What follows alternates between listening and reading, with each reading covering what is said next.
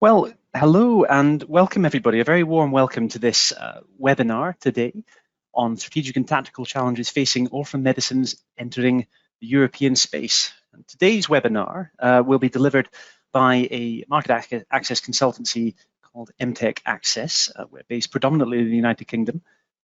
And today, principally, what we'll be doing really is providing a series of considerations and recommendations regarding how one team, indeed, may go about conducting market access activities with a view to gaining successful market access for rare disease treatments within Europe.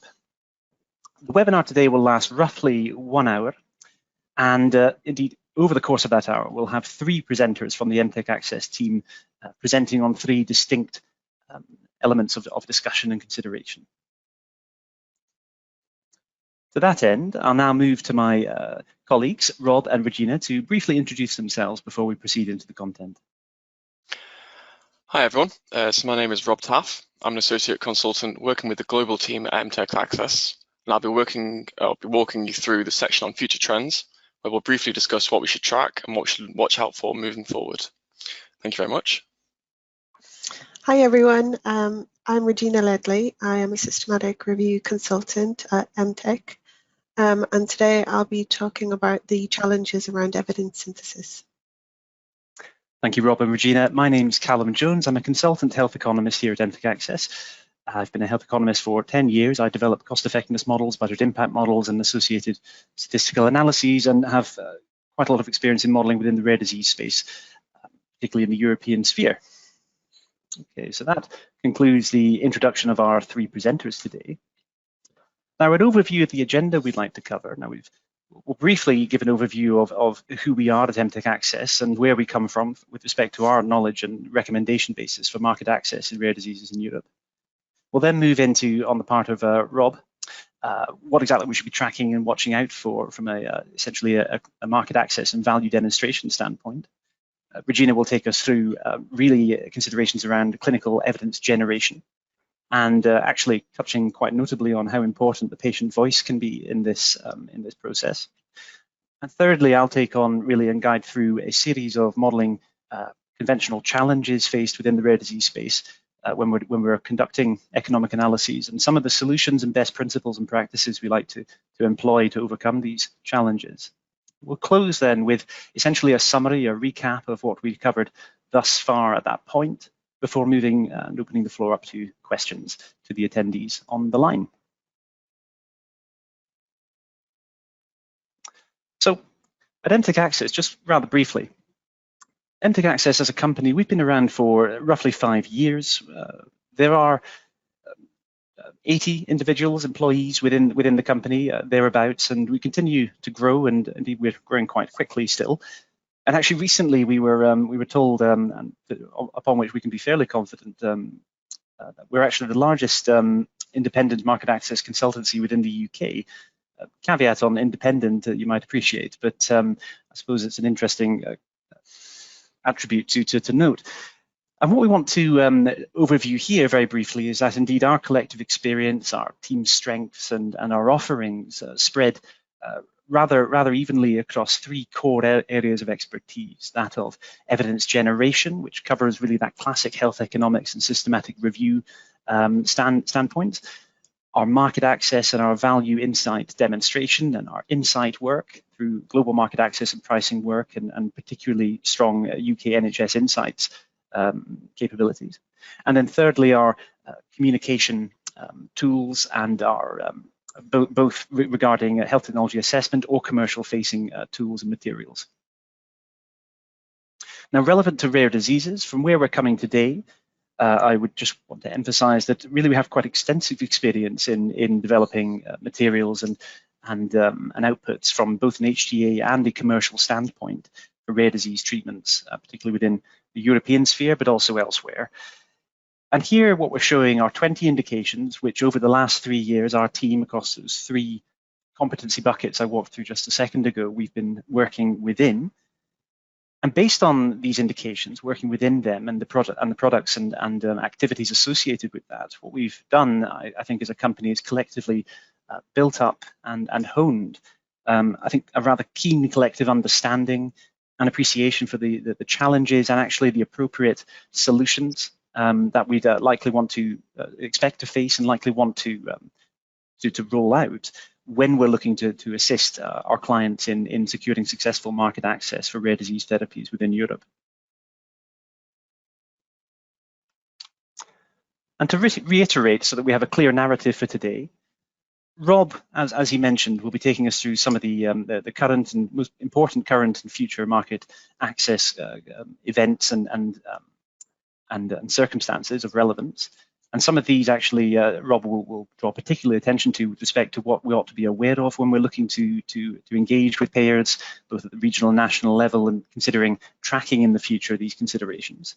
And then from a more tactical standpoint, Regina will be walking us through clinical evidence development, particularly from the systematic review side of things, and touching really on how we're going to overcome what is a perfectly standard problem within rare disease spaces. I'm sure most people will be aware of a real absence of quality and quantity of data, usually from the cost and benefit stand where we tend to be concerned with, and actually also touching today on the patient voice and the importance that can have in plugging essentially gaps that quite naturally exist within orphan diseases. And then thirdly, I'll be walking through some of the key principles and practices we like to employ within health economic modelling in rare diseases as they essentially seek to overcome the key challenges that we typically encounter. So I'm going to pass now to my colleague Rob, who introduced himself earlier, to take us through what we should track and watch out for in the market access space. Thank you, Rob. Brilliant. Thank you very much, Calum. So, as I'm sure you're all aware, the field of rare diseases is dynamic and it's constantly evolving. So, given that rare diseases affect over 30 million people in Europe alone, it's obviously a key area of focus across this region to provide innovation both in the medicines provided for these diseases and in the healthcare system infrastructure to ensure that patients have timely access to medicines that address their unmet needs.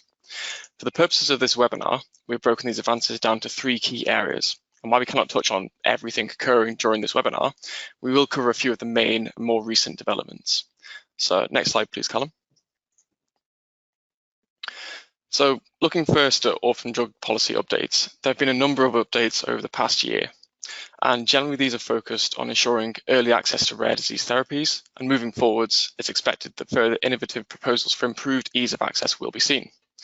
So, as an example, in 2017, an analysis found that Britain was slower than other countries in the speed at which patients receive new treatments, with a 75% lower uptake of new drugs in the first year compared with France, Germany, and the US.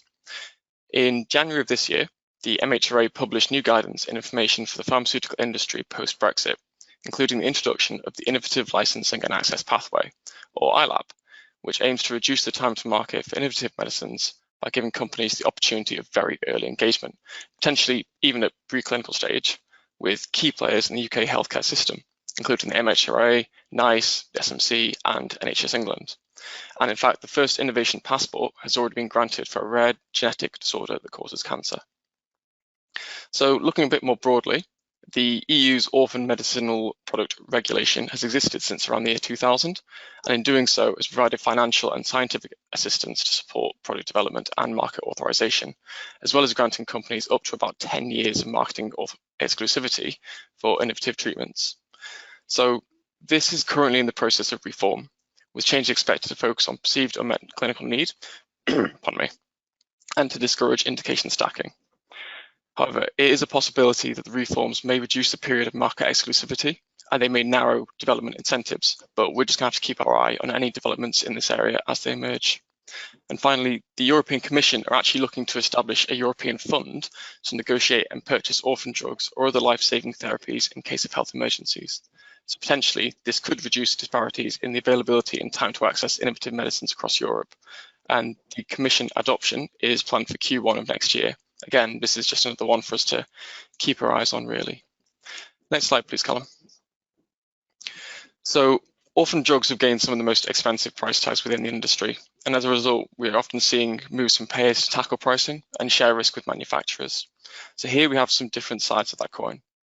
In terms of novel funding mechanisms, the UK government has recently unveiled England's long-awaited Innovative Medicines Fund, which will have an annual budget of around £680 million, half of which will maintain the existing £340 million allocated to the Cancer Drugs Fund, and half of which will be used for treatments for all pathologies, though rare and genetic diseases are likely to be priorities here.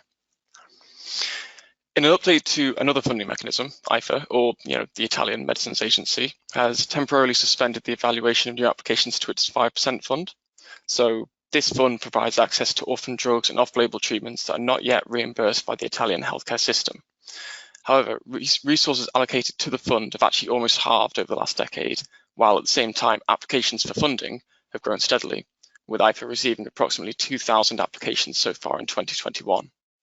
So given the dwindling resources, the agency has actually decided to temporarily suspend evaluation of new funding applications and is instead going to review how the system works, with a view to streamlining and optimizing it. And I think particular attention will be paid to redefining the fund's rules and their criteria. So the Italian government has also recognised the need for increased spending in this area, and they're actually increasing overall funds for innovative medicines from the current total of €1 billion to €1.3 billion by 2024. Finally, in Spain, there are often long access delays and poor availability of orphan drugs, with an average delay of 665 days following an issuing of marketing authorization by the European Commission. So, of all the rare disease therapies approved by the EMA, only 40% are actually reimbursed in Spain. And recently, the Spanish HTA body has agreed an innovative payment by results agreement with regional pricing variations for a new therapy in large B-cell lymphoma. So in the first stage of that deal, the pharmaceutical company will receive a partial payment that will be adjusted based on the results in each patient and in each of Spain's 17 autonomous communities. And in the second stage, the Ministry of Health will use this data to calculate the cost of therapy that the company must pay and potentially negotiate adjustments to the deal if necessary. Next slide, please, Calum. Thank you. So innovations are fairly urgently needed in rare disease research. The number of patients recruited for rare diseases trials is naturally quite low, and that complicates the ability to run studies. Even just getting sufficient patients in the study can be really tricky, and a typical option for increasing this number of patients can be by using multiple sites across the world. But obviously, in addition to being logistically challenging, this can also introduce another layer of heterogeneity in the data, which isn't always favorably reviewed. In fact, the head of the GBA has recently commented that drugs are being approved for use earlier and earlier, with weaker and weaker evidence, and therefore authorities have to try and keep a balance between the need for urgently required treatment alternatives and good evidence on a drug's long-term additional benefit. And therefore, health technology agencies and pharmaceutical companies are looking at innovative ways to improve their data collection, whilst ensuring rapid access to treatments. And obviously, I know Calum and Regina will both go into a little more detail on this later on. So at the minute, NICE is looking at increasing the flexibility in filling evidence gaps and reducing uncertainties using real-world evidence in areas where evidence generation is actually difficult, for example, with orphan drugs. So as part of this drive, NICE have recently announced a new collaboration with a healthcare analytics company who also have a contract with the FDA.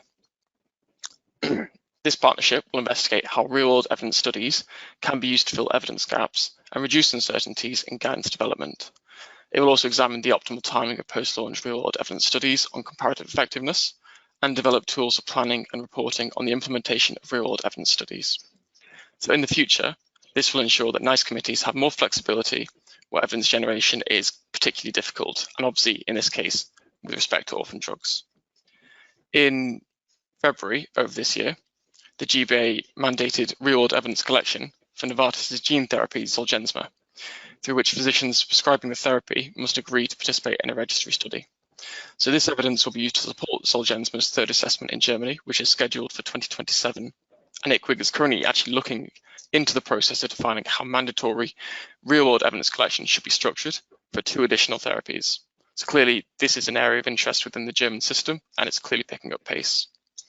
And finally, the FDA is also expected to release its guidelines for the use of real-world evidence in regulatory decisions in early 2022. So within this evolving landscape, there's clearly a growing recognition of the value of these types of data in regulatory decisions. Next slide, please, Calum. So I'm going to give a very quick overview of some ongoing European collaborations, which may be of some interest in the near future. So during the COVID-19 pandemic, cross-country collaborations on medicines access has taken a bit of a backseat as countries have tried to respond to the crisis. However, the pandemic could actually revitalize these initiatives a bit as pressure on public spending grows, particularly in view of the number of high-priced drugs, including for advanced orphan therapies that are set to come to market.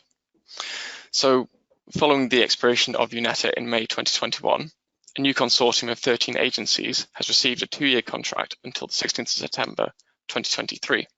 And this consortium is imaginatively named UNETA 21. So this project is intended to build on the achievements from the UNETA joint actions and focus on supporting a future EU HTA system. And one of the achievements of the previous UNETA was Joint Action 3, which made recommendations to understand the similarities and the differences between the concepts of significant benefit and added therapeutic value in the context of orphan drugs. Therefore, amongst its other tasks, UNETA 21 will be responsible for implementing these methods. Another new European HTA collaborative network is the Heads of Agencies Group, or HAG, and this has been established by 19 national organisations to facilitate high-level strategic exchange and discussion. And this is intended to complement UNETA 21. So it'll be interesting to see moving forward how the HAG actually approaches its mission and how it works with UNETA 21. And finally, we have the Benelux Initiative, which is a collaboration between Belgium, the Netherlands, Luxembourg, Austria, and Ireland in pharmaceutical policy. So through collaboration, this initiative aims to ensure sustainable access to innovative medicines at an affordable cost for patients. So besides undertaking joint price negotiations, the partnership works together on horizon scanning, health technology assessments, and sharing of knowledge and expertise on policies and challenges yet to come. The Benelux Initiative actually has recently negotiated its first tripartite pricing and reimbursement deal for rare disease gene therapy. And this is the first time that Belgium, Ireland, and the Netherlands have jointly reached an agreement on the price of a drug. So it'll be interesting to see moving forward how many rare disease therapies are assessed through this method.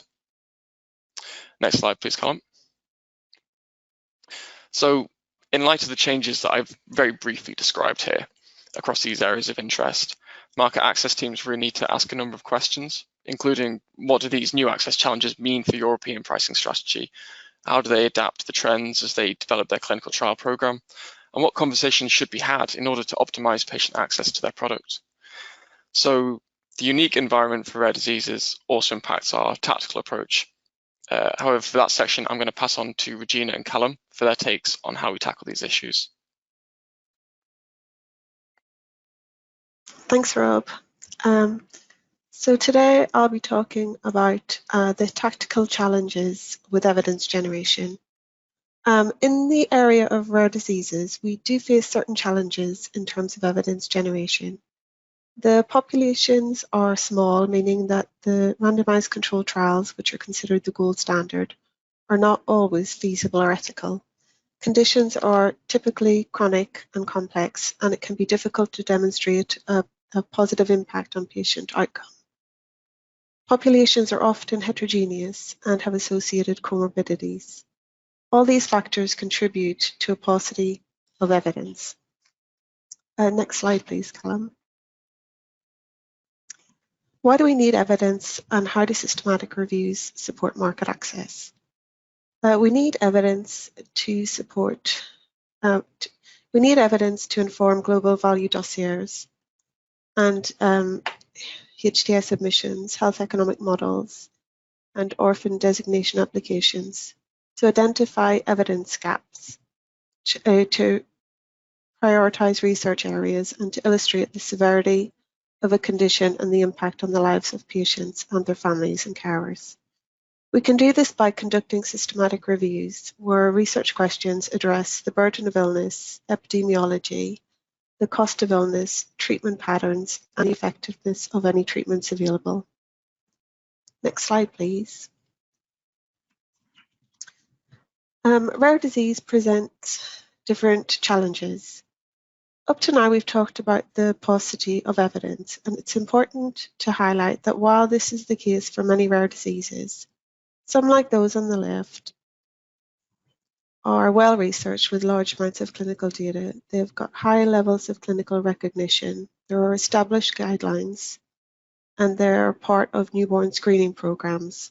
and often have treatment options available. There's a broad spectrum of conditions in between these extremes where evidence is emerging, and it's important to consider each rare disease separately and the unique challenges that they present. Next slide, please. Thank you. For rare diseases, it's important to think outside the box when it comes to the search for evidence. In addition to the standard databases, it's important to consider clinical experts, rare disease organisations, rare disease websites, patient advocacy groups, registries, and conferences.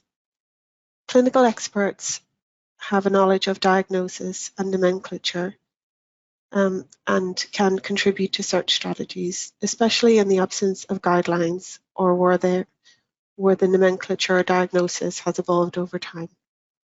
Patients and carers also have a contribution to make, which we'll go into later in the presentation. Next slide, please. Thank you. Looking at this first case study, it was a systematic review to identify economic evaluation, cost and resource studies, and health state utility value studies.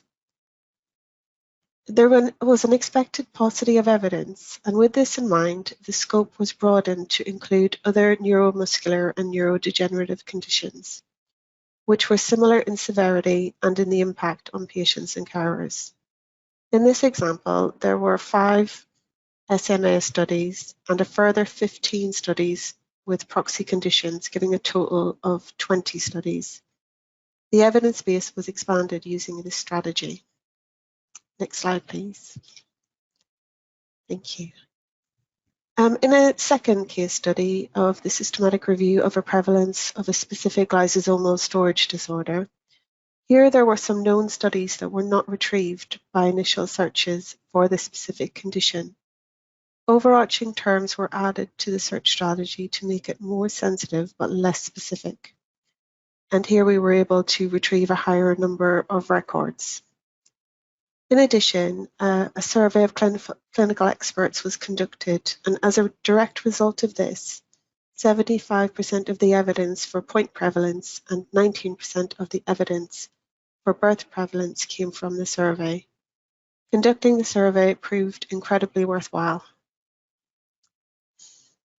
Further challenges exist around the interpretation of data.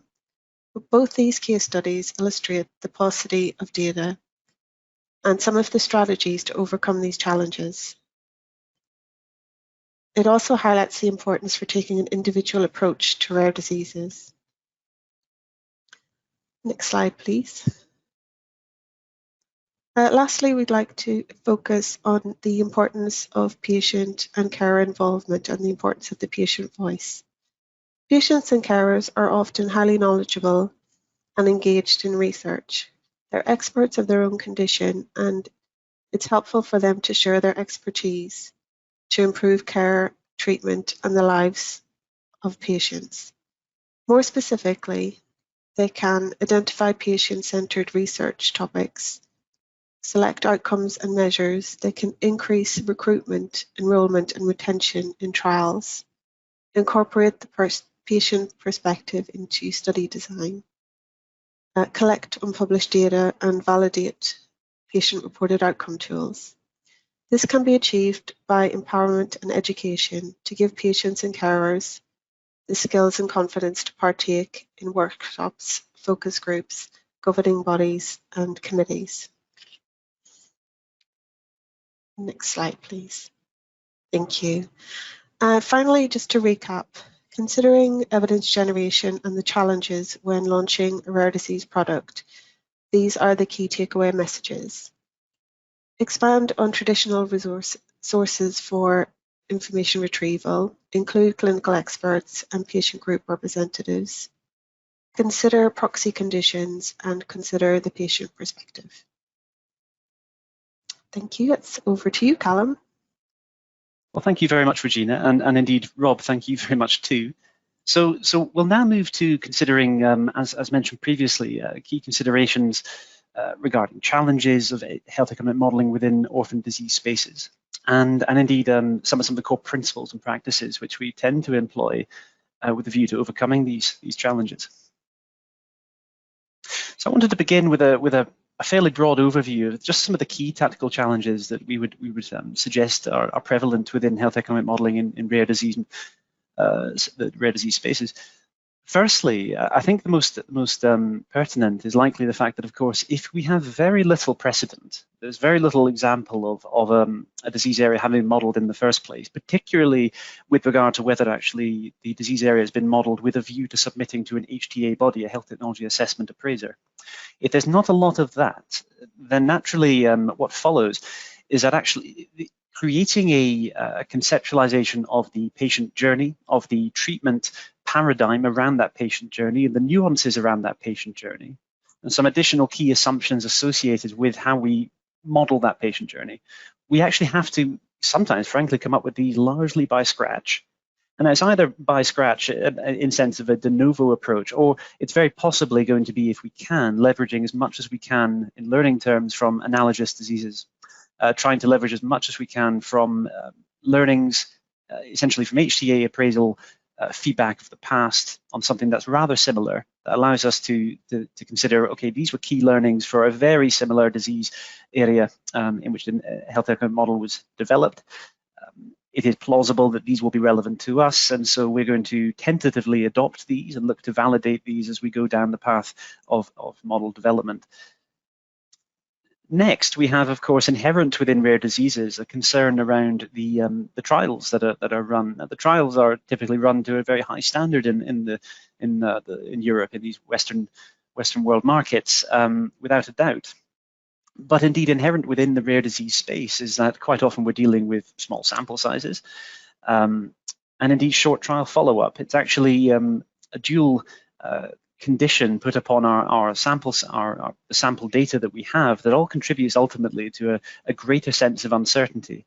So if we consider that we began based on limited precedent of modeling exercises, that we began with an uncertainty around the structures that we ought to be accommodating or using to accommodate expected clinical patient pathway and treatment paradigms, if that's uncertain and needs to be validated, that's compounded with an uncertainty associated with actually not much patient level data available from the trials in which we're interested.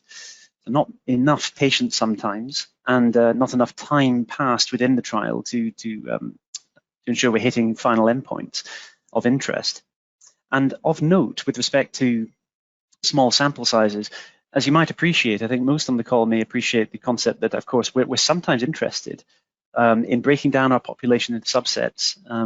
Sometimes the HTA body in question will have stipulated in advance or in its guidance that within this disease area or collection of disease areas, they're interested in considering, okay, an overall benefit of this therapy against the next best comparator, but actually also within perhaps certain clinical or demographic subgroups. And indeed, of course, once we start cutting down that already small sample size with short follow-ups into smaller groups, the uncertainty is just exponentially increased.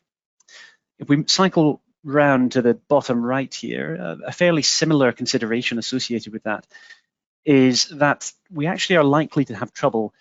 This is associated to the short trial follow-up. We're likely to have trouble getting data on final endpoints of interest. So, for example, if we're thinking about our very rare oncology indication, it may be the case that overall survival is rarely attained within clinical trials or reported subsequently in the literature.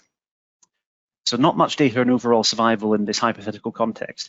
And so actually what we may have to require, what we may be required to use would be clinically validated previously, or indeed what we're looking to later validate as appropriate surrogate endpoints, something that we deem to be, with good grounds, to be a good intermediate predictor of that final endpoint. So overall survival, perhaps predicted by progression-free survival, perhaps predicted by overall survival at 12 months. It's an arbitrary example, but hopefully one that is illustrative of the problem.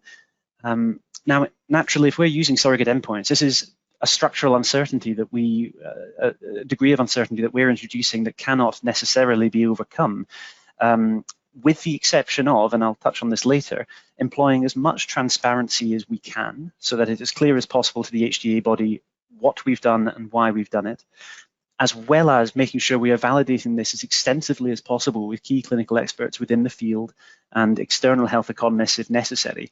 To validate and justify the use of our surrogate endpoints and the inferences from which we draw from that surrogate endpoint with respect to what we expect the final endpoint to look like. Anyway, it's a key problem within orphan disease health and economic modeling, essentially, that final endpoints can be very hard to attain.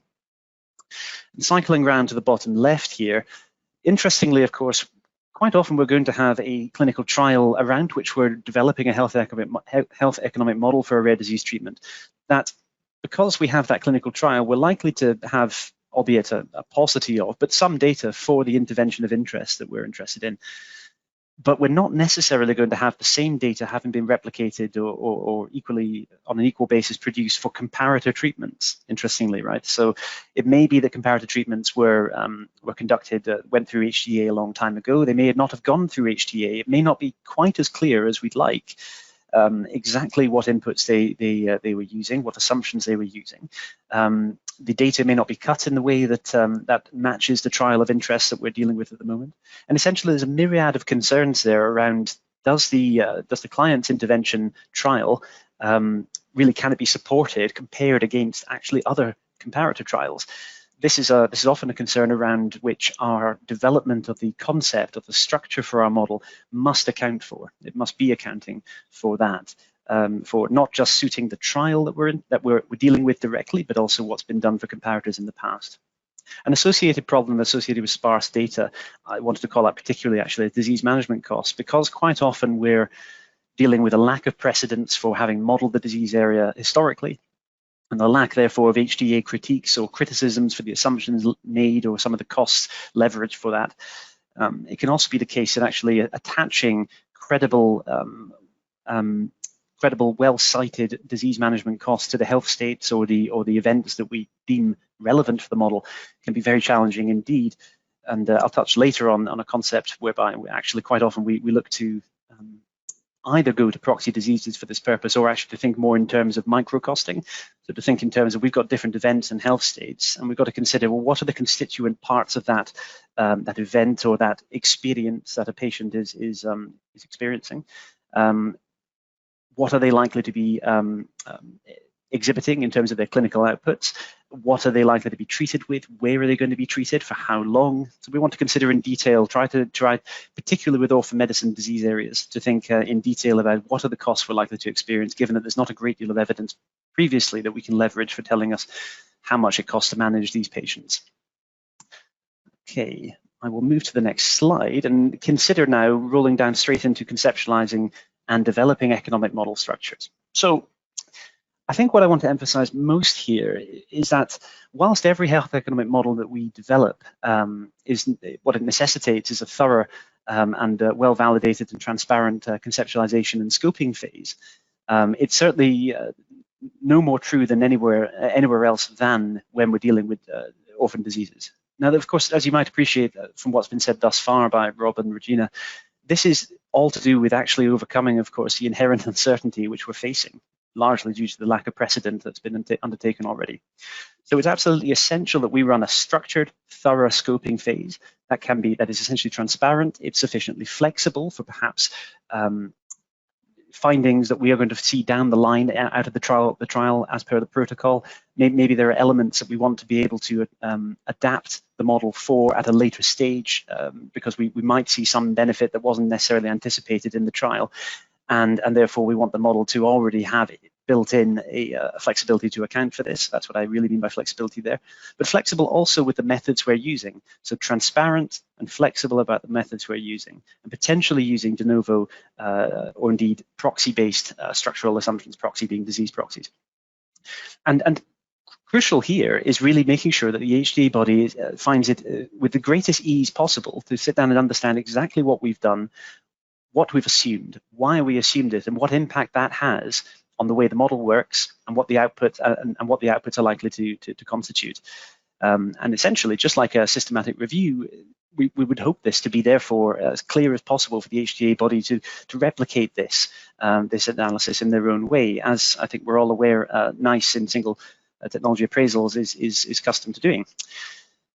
Not dissimilar to this concept of a thorough, transparent scoping process is the balance really we want to strike between the simple and the complex. Now, I think we're all probably cognizant of the idea that in a model you could seek to model every possible iteration or facet of a disease and a treatment pathway. You could try to model everything. Of course, we're not going to do that, largely for we've got to be realistic about time capacity. We've got to be realistic about overloading the model with excessive complexity and uncertainty. Therefore, nor do we want to be as simplistic as possible, well, too simplistic in the sense that we're going to miss perhaps key clinical endpoints and considerations that otherwise would not allow the model to carry weight with clinical experts within the field and with HTA assessors.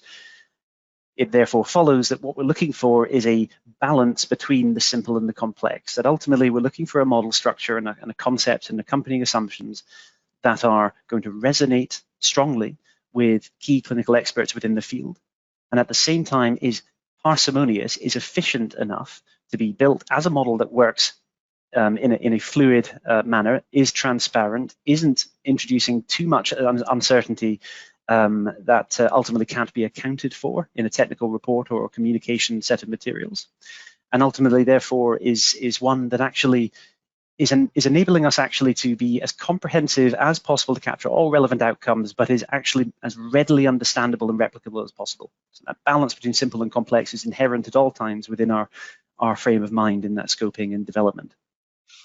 And I've touched already on the idea on the right-hand side here of the inherent uncertainty in the structural considerations that we have.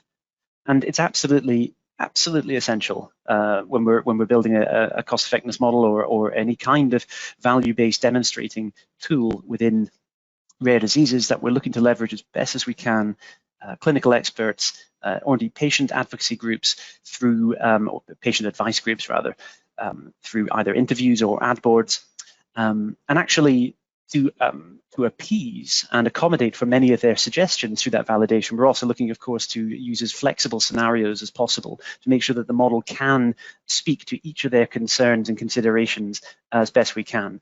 What we don't want, of course, is to submit a model to NICE or equivalently, say, ICWIC, etc., and have that model come back in the HTA submission with a number of critiques and criticisms saying our review group has considered these additions or these changes to make to the model, we made them, and we found this, and it would have been good if you'd done this before. So we want to make sure, of course, we're always absolutely ahead of the game in that respect and limit that critique return as much as we can from the HTA bodies we submit to.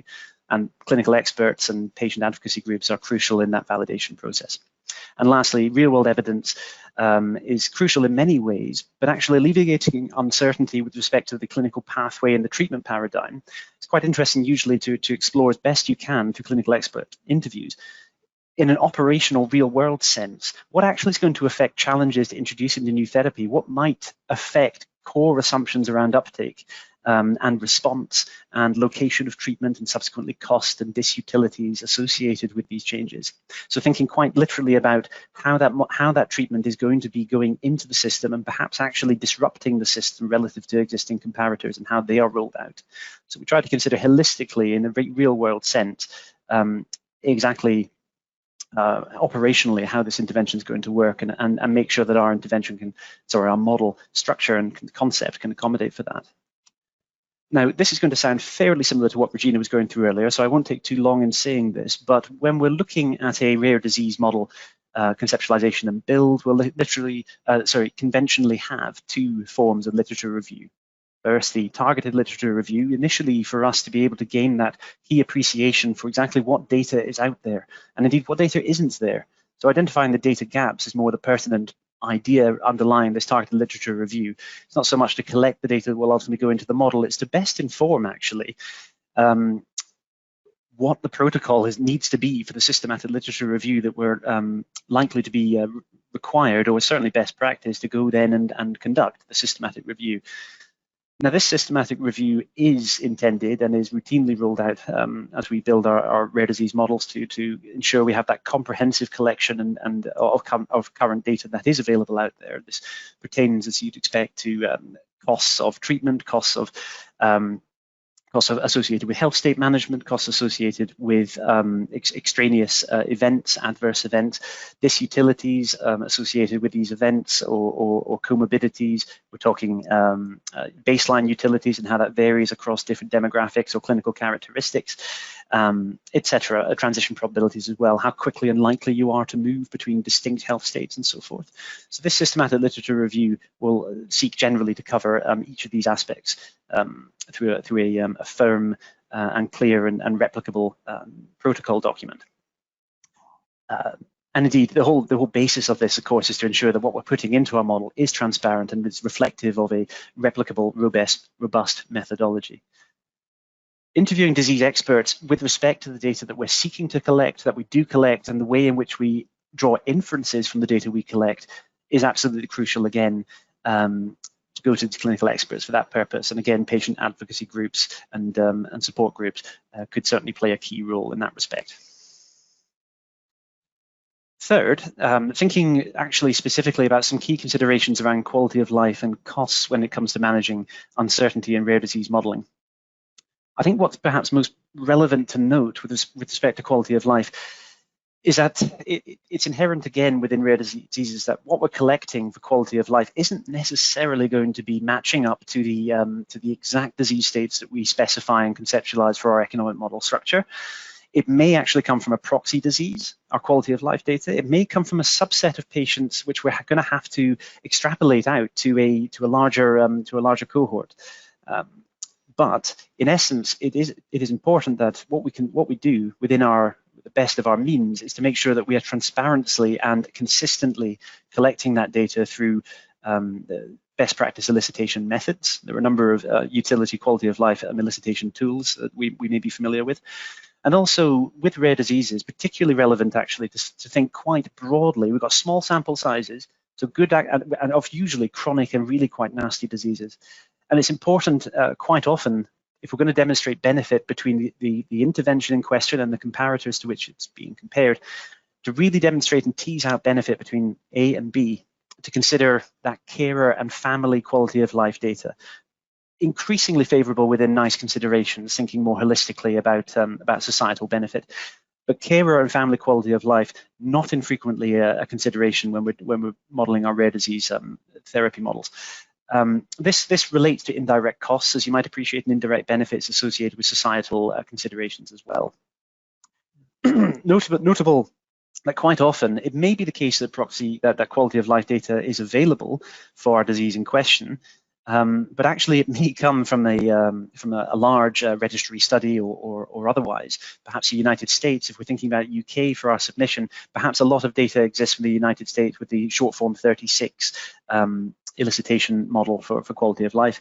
It's necessary and perfectly feasible within Mtech Access, for example, to actually map using a routinely applied algorithm our values from the SF36 over to the Euroqual 5D, 5 dimensions, and make sure that we're therefore taking from one essentially quality of life language, and we're taking and transplanting that onto another through recognized methods. And that's quite a routine requirement that we use within the disease areas which have so little quality of life data that's generally been published.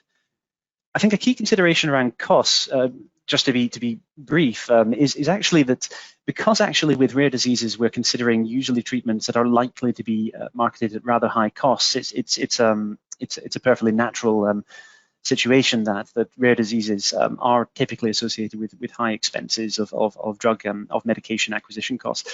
Ultimately, it's all the more relevant to consider actually when and why drugs are going to be not taken. Right, so it would be perhaps folly and inaccurate, and most importantly inaccurate, to consider that a medication will be uptaken to be administered for essentially for the remainder of the time horizon without exception. We need to be considering as closely to reality as possible the reasons and the time at which people are going to be discontinuing. What are the stopping rules? And indeed, if a stopping rule is brought in, what consequences will that have for the patient's subsequent disease journey? And so forth. You can imagine there might be a number of considerations that come from applying a stopping rule rather than not applying that stopping rule. These patients will have different experiences, and we have to account for that. But certainly, we can avoid excessively applying high drug costs if we consider at all times that these drugs won't always be provided, and perhaps actually it will only be for a short time. And we have to consider the efficacy associated with a drug that isn't going to be given for as long as another. There may be durational benefits that we need to be considering in that respect as well, that's related to stopping rules. And thirdly, uncertainty here with respect to data. Well, what's undoubtedly the case, I think, for any team that's going to be modeling rare disease model exercises is thinking really to employ as many plausible and clinically useful scenario analyses that allow us to run stability tests on the results of the model. Stability tests really to test if we're going to change inputs by certain amounts, how we're going to see those results change.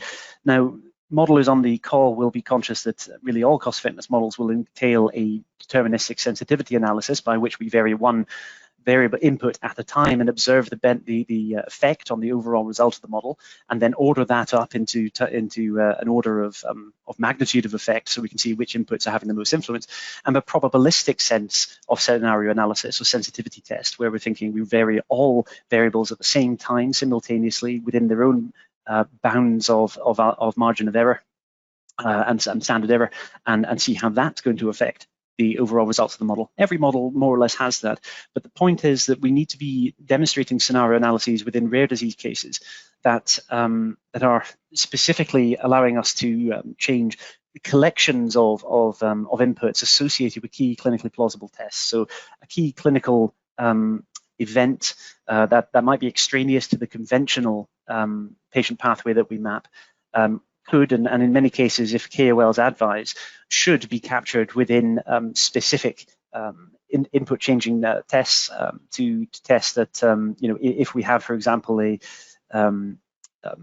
rate of progression that's going to change subject to a certain receipt of treatment that wasn't necessarily going to be received by all patients. We're going to have a subset of patients there who receive that treatment. Their discontinuation rates will change, their efficacy rates will change, and we want to be able to have a matrix of the change in inputs associated with that scenario. That's an arbitrary example that I gave there, but it's an example of the kind of considerations we might give to account for specific clinically plausible variations on the core clinical pathway that we model and map. Okay, so with real-world evidence as well, we're looking to alleviate uncertainty as much as possible with respect to data. So, of course, at the time, we could be building a model that is as ready as possible for HTA submission ultimately. It's got the quality of life and cost data that we require, but we are probably conscious in any given example, no matter how best we strive to plug every gap as best we can, that there may be situations where we might be able to improve upon those estimates. And so real-world evidence should absolutely be considered as a further potential source of bolstering what we've already got, and making sure that our model is as reflective as possible of clinical reality, not least the reality of the trial and on which it's based. And lastly, just a tip there, I'd recommend to really make sure that when modeling in rare diseases, more than ever, because of the inherent uncertainty we're facing, to not overfit data. For example, if we don't have a strong recommendation or precedent basis for assuming a logarithmic assumption for, I don't know, the change in cost over time, for example, although it wouldn't be logarithmic, it'd be gamma, but if we were to assume logarithmic, perhaps we don't have that precedent, we don't have good justification, best to assume linear. And indeed, by all means, run a scenario analysis whereby we assume a different trend of our data variations over time. But best as a base case that we present to HTA and essentially explain most strongly within our technical report to stick to as simple as possible, unless we have good justification to defer or to get away from simplicity from excessive simplicity. But in essence, not to make too much of data of the little data that you have. Keep it as simple and safe as possible, unless you have good reason otherwise. Okay, so just to wrap up some of the key takeaways around health economic evidence and overcoming challenges that we typically come across, I just want to re-emphasize that necessity really for keenly balancing between clinical reality and practical simplicity. We need to make sure that essentially KOLs on the ground are ultimately going to be entirely satisfied with the base case and the scenarios that we build into our clinical pathway, but also that HTA bodies and others are actually able to readily understand what we're modeling, to replicate it and to critique it without fear of essentially missing the point or essentially of misinterpreting our work, which wouldn't be helpful for anybody. Second, to make sure that we are being as transparent as possible and certainly open and flexible enough to consider innovative designs and structures and associated assumptions, recognizing that in the rare disease space, it is not prudent to simply rely on precedent. It may not exist and it may not be of an adequate quality for going forward for the HTA submission in question. And so we have to be ready and open to, with very good reason, move into more innovative de novo designs and assumptions. Thirdly, inherent through the whole process to be validating with clinical experts and patient advisory boards the scenarios and the base cases that we assume and run, and the data inputs that we seek to put into the model and the way we infer the consequence of those data inputs on our results, the inferences we draw from that. And then lastly, to be similar to number 2 above, to be as flexible as possible with our data sources if indeed we cannot attain the gold standard. So in essence, considering proxy diseases, considering proxy assumptions, to be making sure that we are, for example, flexibly drawing quality of life data from the SF36 to the UQ5D, to be considering costs from similar diseases that actually could be applied to this disease. It's a matter of life when building rare disease models that are our data sources. We're going to have to strive for gold standard at all times, but recognize that we've got to somewhat think outside the box with respect to again meeting that balance between clinical reality and practical simplicity. Okay, so just to reiterate very briefly, Rob kindly, of course, earlier from a market access and value demonstration perspective, walked us through some of the events and trends that would be helpful to bear in mind as we go forward in the future for seeking to attain successful market access within the rare disease space in Europe. Regina kindly walked us through considerations of developing clinical evidence, how we're overcoming paucity of data in that respect, some of the key practices associated with overcoming that, and indeed the role of the patient voice. And very recently, I've just walked through health economics principles and considerations for challenges in rare disease modeling. So we could also look to summarize by thinking actually that what we need to do going forward, I think, as a community, not just as a market access consultancy like ours, is to make sure that we continue to foster a deep understanding of the nuances and requirements within the market, and the challenges related to access that are specific to rare diseases. So really be on top of that. It's a fast-moving environment and picture, and we've got to be cognizant of that. It's absolutely crucial from a evidence generation point of view, a clinical evidence development point of view, to be thinking always about new approaches, maybe non-traditional sources of evidence retrieval, which is what I was referring to earlier with flexibility around data sourcing, and actually also considering the patient perspective, which is not infrequently overlooked, I would say, although that's changing. And then thirdly, really also to be open, as I said very recently, to de novo new model structures and assumptions, and to make sure that we absolutely fastidiously check these assumptions and rigorously with clinical experts. And I'd be remiss to not say that Mtech Access are I think, very well placed to assist people in overcoming these challenges with respect to building effective market access and pricing strategies, building robust evidence bases, and making sure that we build economic models and submissions that resonate as tightly as possible with payers, as is indeed possible. Okay, so I'm just going to open the floor now to questions. I think from my clock, we probably have several minutes. I don't know, Rob, if you wanted to open us up there. Yeah, thank you very much, Calum. So we've had quite a lot of engagement from various attendees to this call, so I do appreciate your questions, and if we don't get around to answering any of them, we will certainly follow up after this webinar. Calum, I know you've spoken for at length recently, so I'm going to give you a break. Regina, I've got a quick question for you from one of our attendees. How do you use registries or databases as a source of additional data? Thanks, Rob. Yeah, that's a really good question. So I'd first start by saying that registries and databases are a really huge resource of data. There's resources online where you can search for the available registries for conditions, so they're really helpful. I think the problem is with accessibility, that they're not always accessible to companies such as ours as the public. But this is an area where patient involvement is becoming more prevalent, and patients can upload their own data, and there's issues with patient confidentiality and ownership of the data, but it's certainly an area where we can look to in the future, and kind of another reason why we should collaborate with clinical experts and patients and involve them in the process. Well, yep, thank you very much. Well, Calum, got a quick question for you. So apologies if I butcher this. What can you do when HE modelling if the disease area is so rare that no relevant data exists for it outside of the trial? No, I think that's well expressed, probably, actually, Rob. I mean, in essence, of course, we're talking about the sort of the early terms nightmare situation where we are looking at a completely de novo build requirement and quite a lot of well evidence-founded flexibility with respect to the data we source and the assumptions we attach to that. I think with respect to where we'd start there, we'd consider that, well, I mean, I've touched on this, I suppose, briefly already, but essentially the answer to our questions in that respect would be proxy diseases in most cases.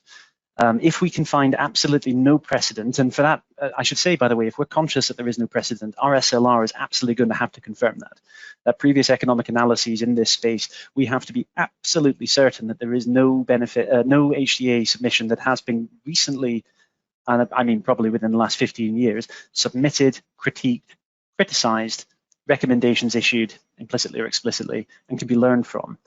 Now, if our SLR turns up absolutely an answer that there is nothing, then proxy diseases are going to be essentially coming to our rescue, and indeed, in many cases, in most cases, HTA bodies will recognise that as long as our review reports can best articulate that paucity of precedent. Now, with proxy diseases, what we can typically look to inform are a couple of things. Mainly, the quality of life data tends to be rather better suited across diseases. If we're talking about similar comorbidities and adverse events occurring, etc., then you might find cost. And also rare diseases, within rare diseases, proxy diseases may actually also start to help us to somewhat inform the disease health states or characterizations of the disease pathway that we want to consider, as well as the order in which these disease health states function, so essentially the disease and treatment pathway. We'd look to supplement that with really quite fresh and extensive and broad-reaching conversations with our key clinical experts within the disease area. Probably start with suggestions to them that these proxy diseases say this, we therefore infer that this is likely to be the case, and look to have a discussion, a productive discussion around the applicability of some of these assumptions to this space and perhaps what cannot be applied, and start to get a more succinct idea of exactly what characterizes this disease relative to the surrogates we're thinking about, the proxies. And of course, any proxy disease information we look to leverage is therefore going to be extensively validated by KOLs and indeed patient groups if possible. Now, of course, this is all encouraged, particularly if HTA bodies have previously evidenced a desire or an openness to accepting proxy disease information. And so that should encourage us, should that be found. I think with cost, what I'd probably state is that whilst one could consider or try to infer costs from proxy disease health states, for example, and take that into our disease area, we'd have to be very careful to consider exactly what's going on in those proxy disease health states with respect to process, with respect to where patients are, what can happen to them, etc., what is being given to them. We have to be sure, again, with clinical conversations and validation, that what's happening in our disease area actually entails the same circumstances for our patients, that the same resource is being given to these patients, that they are experiencing similar events, an order of events, for example. And so once we've validated that, what we're doing in that respect, therefore, is essentially sort of jumping into something of a micro-costing accountancy style of cost build. That's quite conventional within rare disease modeling. I think it's probably lastly worth pointing out again that, I mean, existing precedent in the literature and trials may be rare now, and we can look to leverage as much as we can from proxy diseases and straight from clinicians. But real-world evidence has a major role in that respect for ultimately, for now, building a model that does its best, leveraging cross-disease examples, but actually in future strives to have disease-specific examples drawn from real-world evidence with conventional caveats that HTA bodies require in terms of treating and attaching assumptions around that data. But Rob, that's a fairly long answer to a fairly short question, so apologies. It was very comprehensive. Well, I hope it's appreciated. Certainly, I've learned a lot anyway. Calum, I think we've just hit 2 o'clock, so I think we may have to call it there in terms of questions. But obviously, for any who are listening at the minute, we will absolutely follow up after this webinar. Indeed, thanks, Rob, for touching on that. Yes, incredibly grateful for everyone who's been able to join. Your attendance is very much appreciated. As we say here, we're very, very open as a company to this. Please do stay in touch with us. We'd love to hear from you.